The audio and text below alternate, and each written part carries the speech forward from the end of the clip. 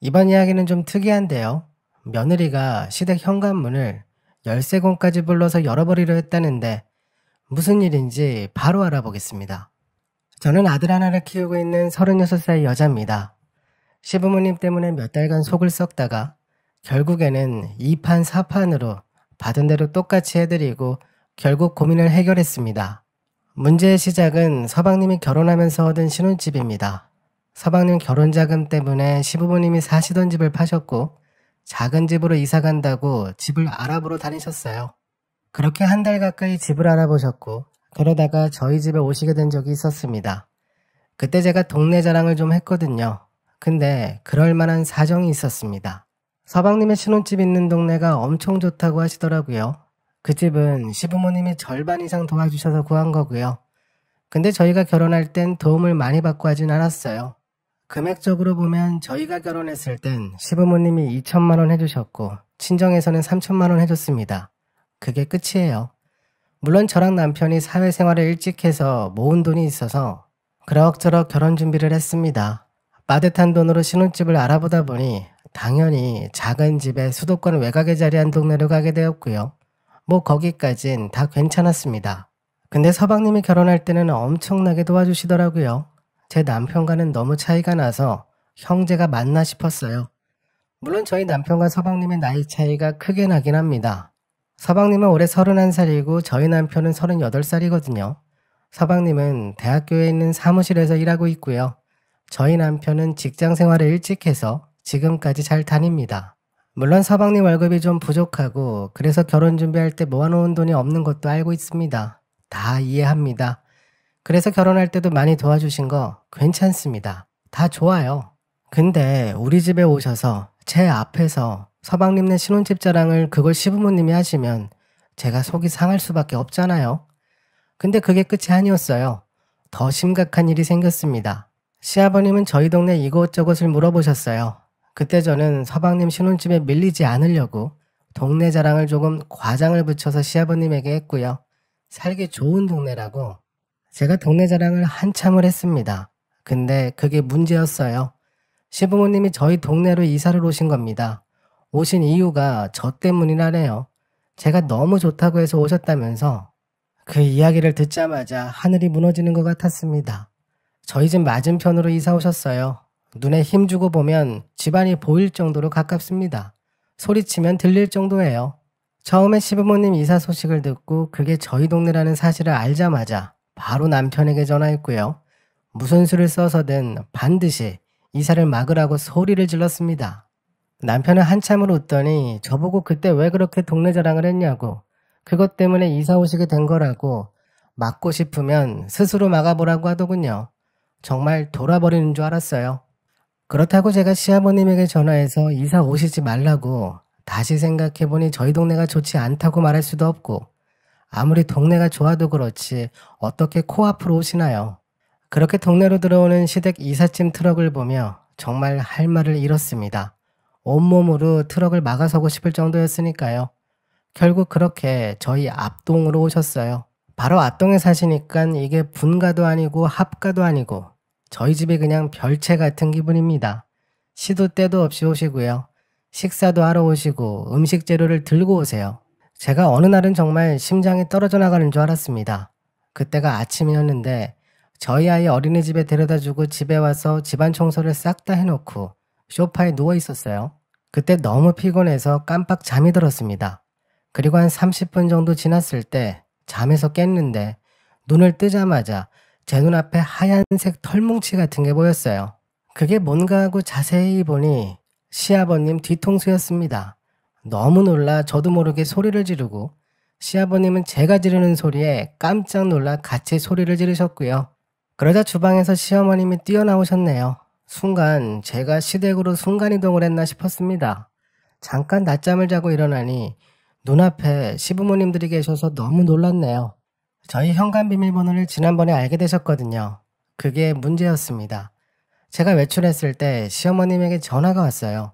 받아보니 대뜸 저에게 비밀번호를 알려달라며 장조림을 많이 해서 좀 갖고 왔는데 집에 사람이 없다고 주방에다가 놓고 가시겠다면서 저에게 현관 비밀번호를 이야기하라고 하시더라고요.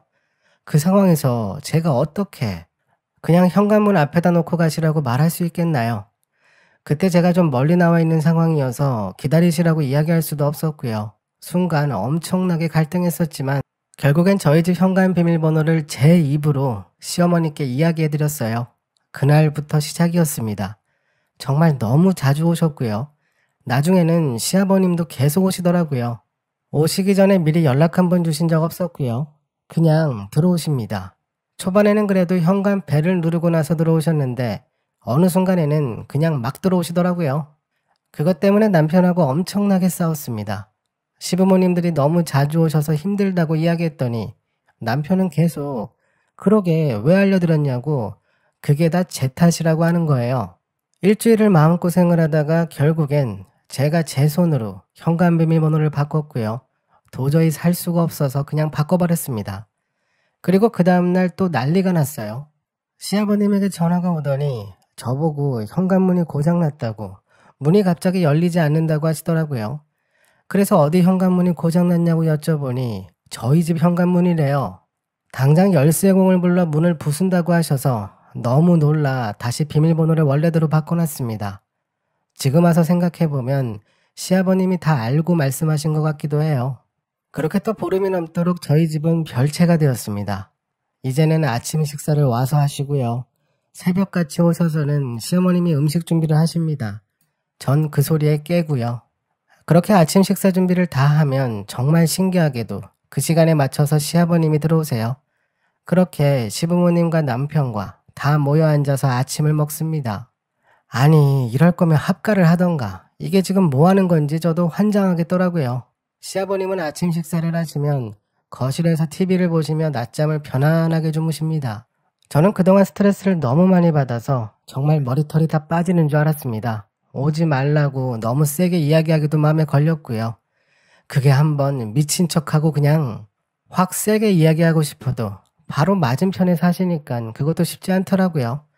그래서 이러지도 못하고 저러지도 못하고 있다가 어느 날 문득 생각이 나더라고요. 저희 집이 별채가 아니라 본채였습니다. 시부모님들이 오시는 걸 보면 늘 저희 집에 오셔서 모든 걸 하셨거든요. 아무래도 이사를 오셔서 그런지 새 집에 적응도 안 되시고 옮긴 집이 익숙하지 않으신지 그래서 좀 더 편한 저희 집으로 오시는 것 같았어요. 그게 분명하다고 생각했어요. 전 곧바로 본채와 별채를 바꿔야겠다고 생각했습니다. 시부모님들이 저희 집에 오시면 저는 거꾸로 시댁으로 가기로 했어요. 이참에 집을 바꿔도 괜찮고요. 저는 더 잃을 게 없었습니다. 그땐 정말 2판 4판이었어요. 저도 반찬을 만들기 시작했습니다. 시어머님이 했던 것과 그냥 똑같이 하려고 작정했어요. 그렇게 반찬을 다 싸서 시부모님이 나가시는 시간에 맞춰서 시댁으로 갔습니다.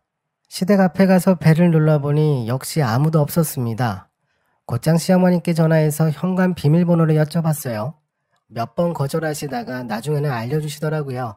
그렇게 현관 비밀번호까지 알아내고 나서 본격적으로 시댁으로 가기 시작했습니다.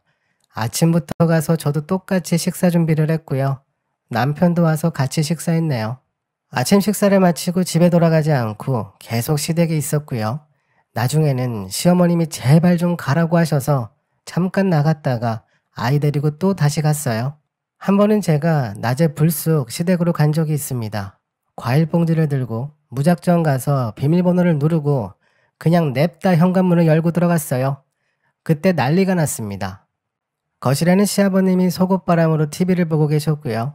제가 갑자기 들어오자 놀라셔서는 소파 위에서 벌쩍 뛰시며 굴러 넘어지시고는 소파 방석으로 가리고 들어가셨고 갑자기 어쩐 일이냐고 시아버님이 소리를 지르셔서 저는 식사 준비하러 왔다고 하고서 아무렇지도 않게 주방으로 가서 식사 준비를 했습니다. 점점 익숙해지는 것 같았네요. 이젠 남편도 퇴근하면 곧바로 시댁으로 왔고요.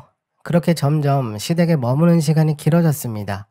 그러다 보니 제 아이 장난감도 하나 둘씩 시댁에 쌓이기 시작했고요. 저희 아들이 5살이라서 장난감을 엄청나게 좋아해요. 특히 블록 같은 걸 자주 갖고 놉니다. 블록 세트를 하나 둘 가져다 놓다 보니 거실에는 블록들이 굴러다녔고요. 아이 장난감 때문에 시아버님이 엄청나게 불편해하셨어요. 그러던 어느 날 저녁 식사 준비하러 시댁에 갔는데 갑자기 현관문이 열리지 않더라고요. 비밀번호가 바뀐 것 같았고 현관벨을 30분 가까이 눌러도 대답이 없었습니다. 저는 속으로 옳다구나 하고 곧장 열쇠 수리하시는 분을 불렀어요. 현관문을 그냥 강제로 열어버리려고 했습니다. 그때 갑자기 현관문이 열리더니 시어머님이 나오셔서 저에게 소리를 지르시더라고요. 인제 좀 그만 좀 오라고 각자 집에서 지내자고 하시면서 다시 문을 닫으셨습니다. 저는 거기서 물러서지 않고 계속 현관벨을 눌렀어요. 아주 이번에 끝을 내야겠다고 생각했습니다. 한참 동안 벨을 누르자 다시 시어머님이 나오셨고요. 시어머니는 화가 나신 모습으로 문을 열어주셨고 저는 아무것도 모른 척하며 왜 현관문이 안 열리냐고 혹시 비밀번호를 바꾸신 거냐고 여쭤봤어요. 어머님은 한참을 망설이시더니 결국에는 어젯밤에 저희가 돌아가고 나서 시아버님이 비밀번호를 바꾸셨다고 도저히 살 수가 없어서 바꿨다고 하셨네요. 좀 편하게 쉬고 싶다고 그만 좀 오라고 하시길래 거기서 제가 한술 더 떠서 바뀐 비밀번호를 알려달라고 했습니다.